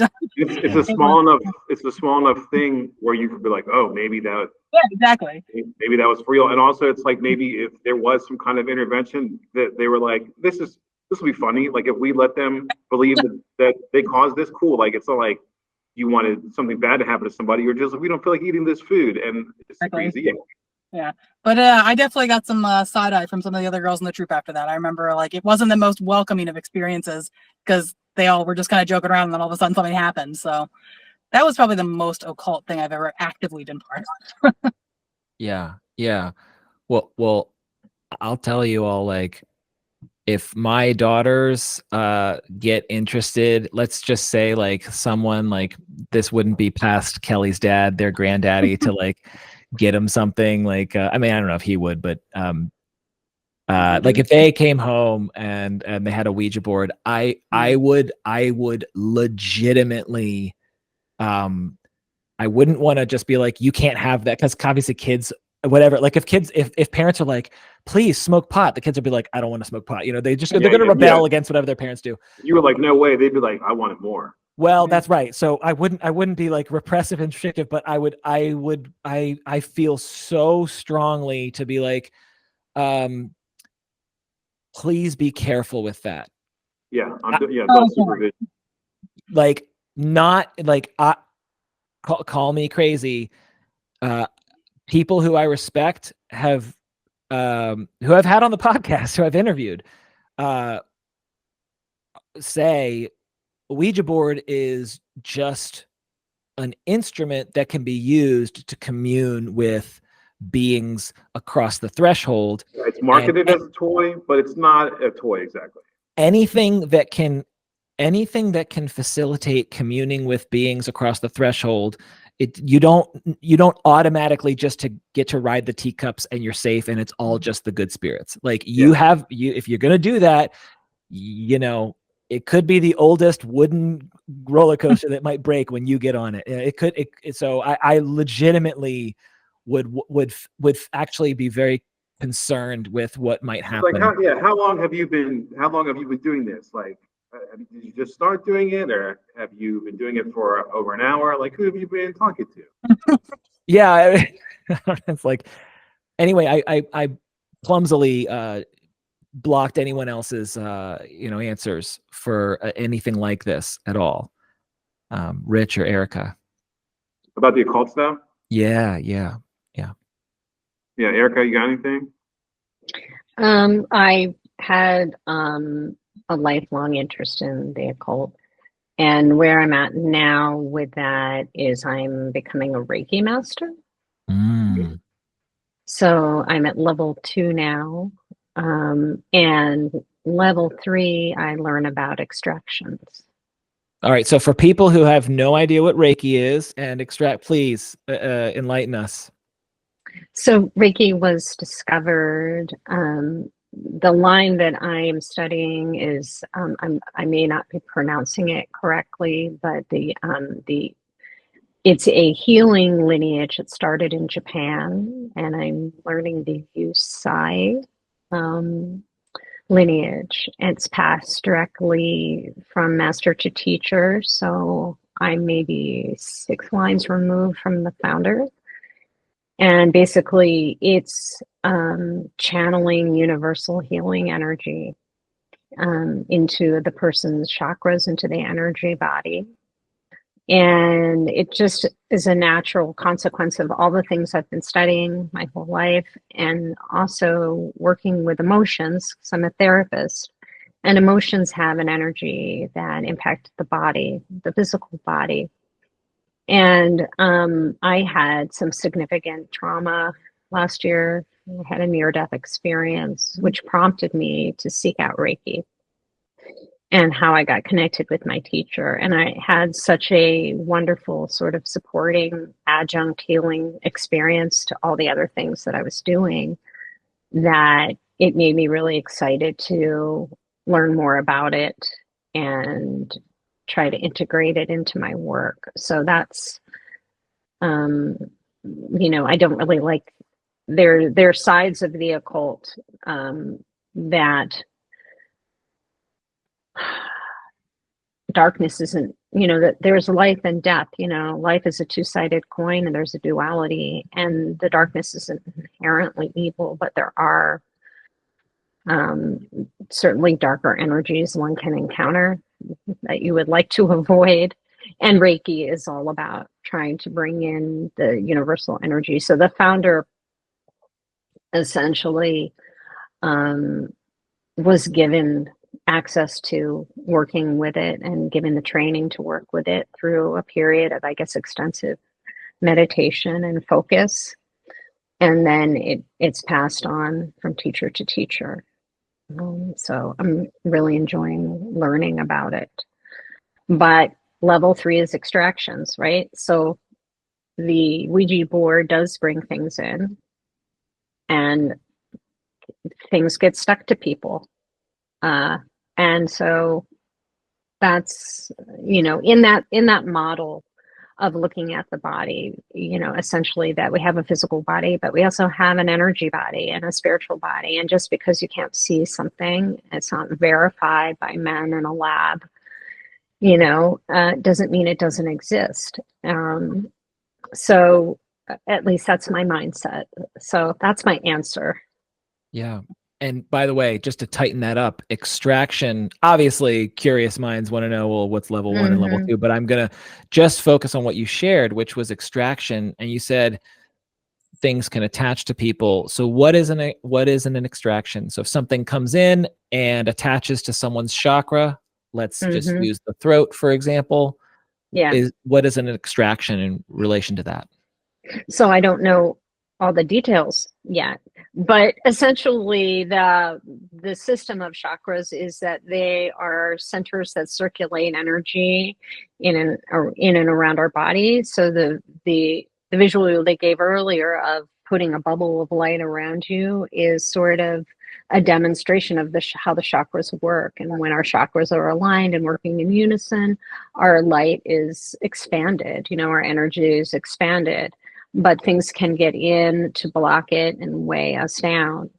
And but that the idea is essentially this is just my understanding, that there are things that are infectious in the environment that we don't see, parasitic energies, and they can get attached to us and feed off of us, similar to getting a tick, A tapeworm.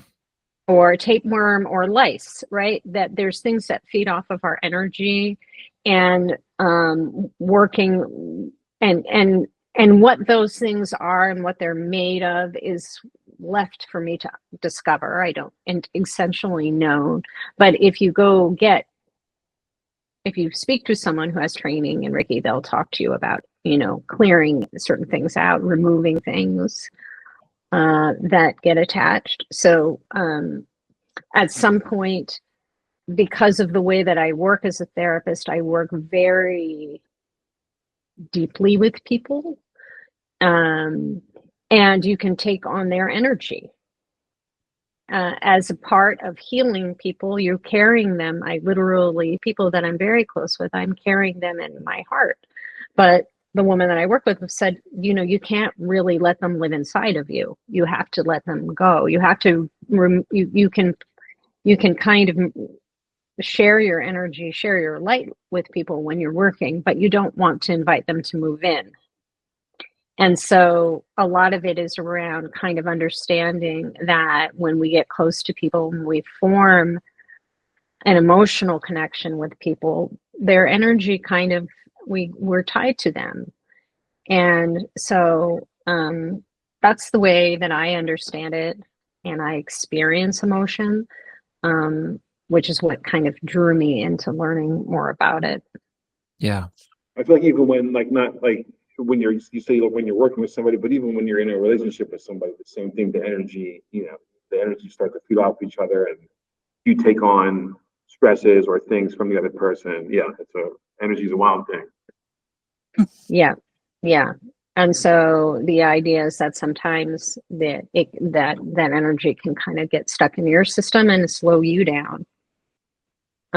Because the whole Hindu system of the chakras talks about, that the chakras are rotating at a particular speed and rhythm, and that lets the light in.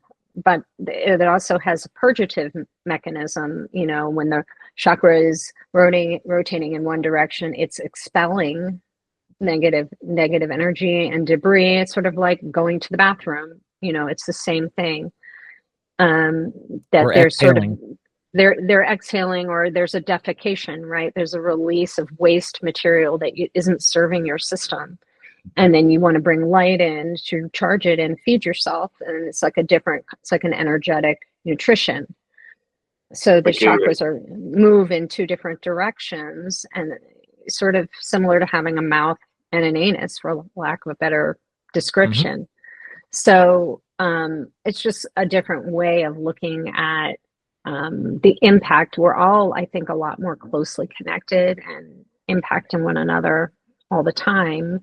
It's just kind of what the Greeks refer to as the ether, right? It's sort of the unseen space between, but that doesn't mean it's not real, because we get a felt sense. There you see someone across the room and your hair stands up.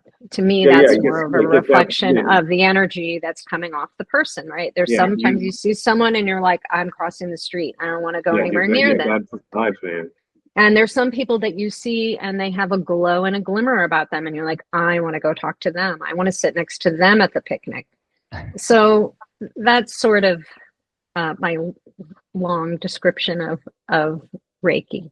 Yeah, and I appreciate that, and of what you said about Ouija boards, that you are open to the fact that using that tool is, and this is just how I'm hearing it, and to push back if this feels wrong, but using that tool, if spirits are real, and if spirits have an awareness that you are trying to actually reach out to them, they will they will oblige. They will accept your invite, your friend request, right? And that therefore you're opening your energy body, the mind, the imagination. Let's just call it all one thing, or separate parts of the same vessel, and you can that vessel can exists. It isn't bounded to this physical space. That vessel exists and can interact with the spirit world, and you can take something negative. And it's in the realm of the possibility that you might connect with somebody positive, but it's also, you could connect to somebody that's like, can you send me $200 in Steam gift cards? You know, and here I am, and I'm a beautiful woman, and I can't wait to be with you. And you know, that's what you're talking to on the other side. It's that kind of thing. There's no filter with that tool, and so people can be easily deceived into thinking they're getting some positive benefit, where really it's, again, this parasitic energy that's attached to them. So you have to be careful with that exploration in that realm, and that there's something about that tool in particular that has a real negativity attached to it. This reminds me, it's not related, I don't know why it just came to my mind, but in the early 90s, it was, and maybe this was more popular elsewhere and other times, were worry dolls. Do you guys remember how like everybody had worry dolls when I was a kid? That was like the thing you got.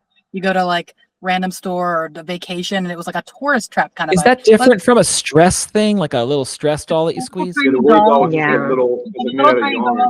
It looks like it could easily be like manipulated to like a voodoo doll kind of thing, but it's tiny. And it's meant to like, I don't remember the whole thing, but when I was a kid, I'd get them in like a little woven bag, and you'd like keep them under your pillow, and like they would imbue, or you would imbue your worries into them, and they would take that away from you. And I remember growing up and having these worry dolls, and I had them for years, and I deeply cared for them. And I don't know what I ever did with them. I'm sure they just got put away or tossed at some point, but I remember them being very trendy at the time. But I think about that now, and I'm just like, oh boy, what did people get into that they didn't know? Like, you know, how many magic 8 balls or Ouija boards or worry dolls or crystals or things, dream catchers, things like that, like Native American lore, things like that are just trends that we just had. Like maybe that was great for the energy growing up, and I don't know, or maybe it attached all kinds of horrible parasites to me that I'm still now dealing with and never thought about. Well, you just think there are things that if you put positive energy into, they can be a powerful tool in your life, like kids who have an attachment to a particular stuffed animal or a beloved blanket, right? It's like you turn to that thing for comfort and support. You form a connection even with an object, and it reinforces of like, that's, you know, my teddy bear. I can't sleep without it. So it goes both ways. But if you just have an awareness of what are the things that I can, you know, how can I plant flowers instead of weeds, you know? Let me ask this, actually, just to piggyback on what you just shared, Erika. I actually, the little stuffed cheetah that my younger daughter has, like I will stand at the bottom of the stairs because Daddy's too lazy to walk up the stairs. So I'm like, Charlie, come to the top of the stairs, and I'll throw Cheetah up to her, and she'll catch it. That's fine. But it actually feels wrong to be like, oh, Cheetah doesn't belong here. I'm gonna throw Cheetah down into the basement or whatever. It's a stuffed animal, and yet because of the relationship that my daughter has to Cheetah, I'm like, that's wrong. You know, like it's not just a stuffed animal. It's similar to the relationship you have with a pet, right? You feed your pet, you shelter it. Your pet loves you and wants to be near you. It's the same. Yeah, and I would say any listeners that might be pushing back and say, but my pet is living and breathing and sentient, and the little stuffed penguin is just a stuffed penguin. I do want to say for listeners that kids who have imaginary friends or kids who have stuffies, like the stuffy is a part of that child, and you as a caregiver would be wise to treat that thing with respect, especially in front of that child. And if a child has an imaginary friend, I think they did research on this, but it turns out that kids with imaginary friends actually have better outcomes for sort of the social skills that they had deficits in prior to the imaginary friend coming in and forming a relationship with them. So when a lot of parents are wigged out, or they try to socialize it away and say, like, let's not do that, you know, but it's actually pro-social and positive. So that's a little, you know, And piggybacking on the story of my buddy, that was a friend you didn't like. Oh, You yeah. didn't like that friend. You didn't want to be his friend.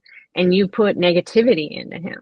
You know, he became the vessel for negativity because you were like, I don't like him. I don't want to play with him. He's scary. He's creepy. You know, you couldn't form an attachment to him. And there was something about him that you wanted to push him away.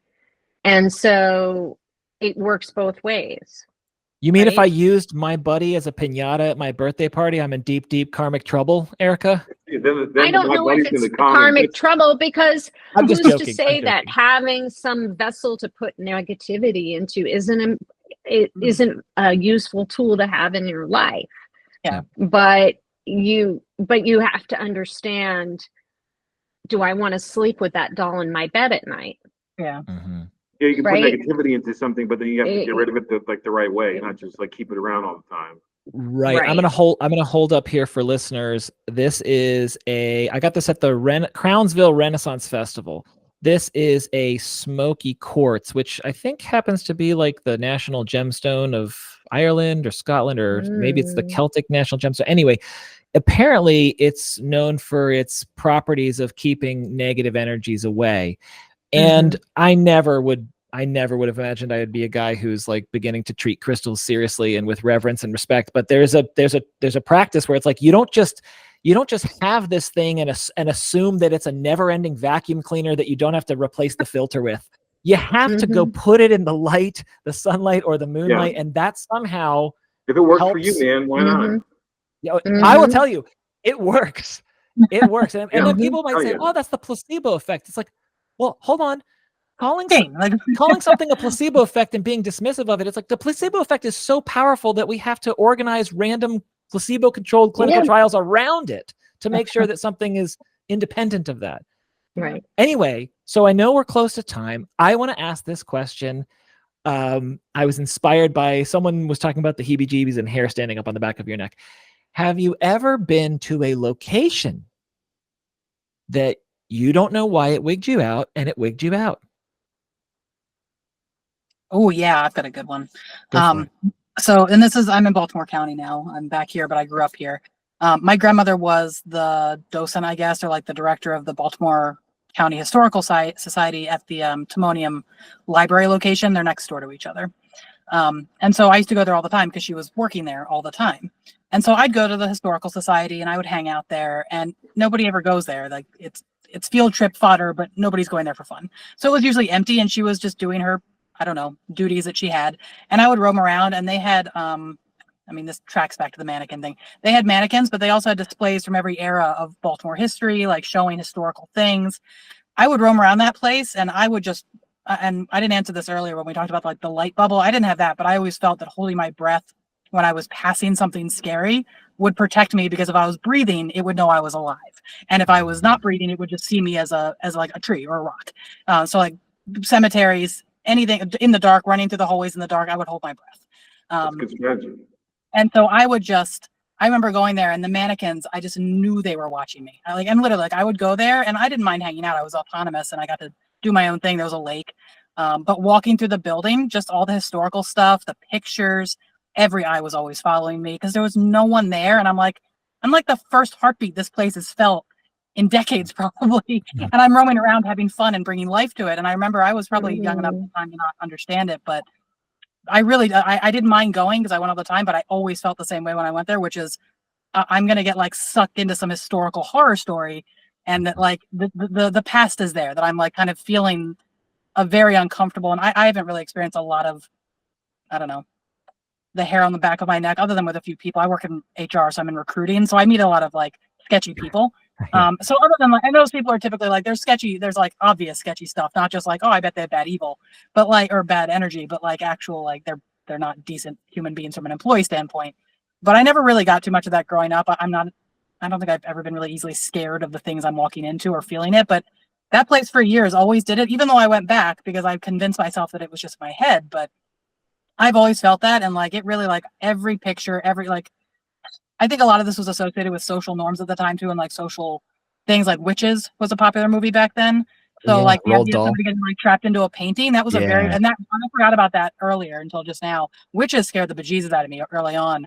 Like getting Oh, stuck yeah. in a painting, being just like cursed into some thing. And I think that was really associative for me going to the historical society and like seeing these. But I also remember putting the pieces together of here's what it was like back then, and just being like, ugh. Like, oh, plus how did people live back then? How it was so boring and so sepia. Everything's sepia. the Like, historical society, it's like that has a bunch of artifacts and things that have like people's Yeah. memories and their energies and stuff. So it's like when all that stuff gets put into one place, it's yeah. gonna create, you know, a weird feeling. Yeah, and I always felt that way there. But I haven't been back since I moved back, and I thought about going over there and just roaming around. But I grew up, my parents were very open about cemeteries. We spent a lot of time in cemeteries growing up and like taking drawings from like cool bricks. I'm on the Ellicott City Graveyard Committee because my family found Ellicott City. So like I have to help. I'm on the board of a graveyard. So stuff like that never bothered me. I think that I don't know what the word is. Maybe the fringe or something was very normalized when I was growing up. So I didn't experience it where it should have been. But I think about going back to the historical society just to walk in and see, A, are those mannequins still there? And if so, I'm going to throw them out a window. And two, it's just like the vibes are still there. Awesome. Story. Thanks for sharing, Hilary. Anyone else? You have to keep it brief because we got a hard stop at 3. Any other spaces that gave you the heebie-jeebies? Rich or Erika? Yeah, nothing particular that I can, nothing like that. Yeah.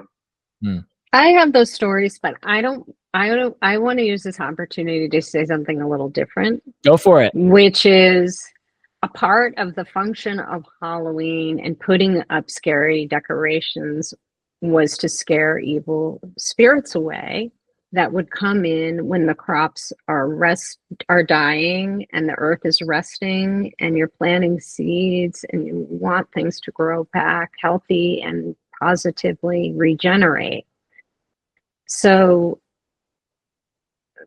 I just wanted to say that about Halloween. So so the evil spirits are going to come and you want to scare them. We think about evil spirits as scaring us, but that doesn't mean they can't be scared. And so we put up the this idea stuff was Well, they see like you scarecrows, like Yeah. having scarecrows.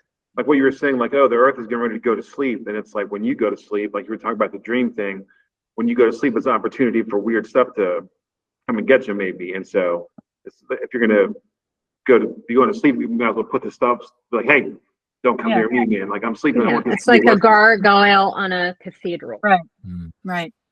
I didn't know that. That makes total sense. Mm-hmm. Yeah.